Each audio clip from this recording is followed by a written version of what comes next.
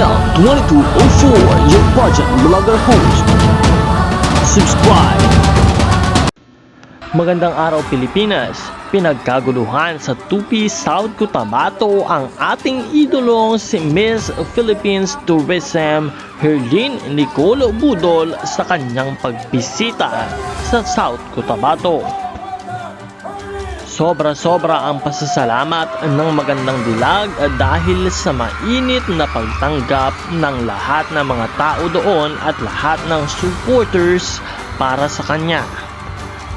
Talaga namang pinagkaguluhan at talaga namang todo ang hiyawan ng lahat ng mga tao na naroon upang suportahan ang kanilang idolo na si Herlyn Nicole Budol.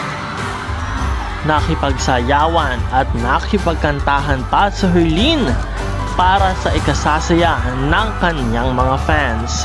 Talagang sumampa pa si Herlyn upang maabot ang kamay ng lahat ng kanyang supporters at para maipakita sa kanila kung gaano kahalaga kay Herlyn ang lahat ng suporta ng lahat ng mga tao na nasa kanyang likuran.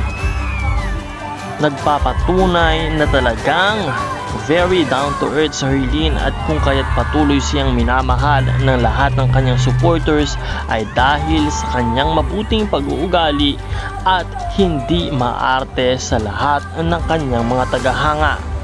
Ano ang iyong masasabi tungkol dito?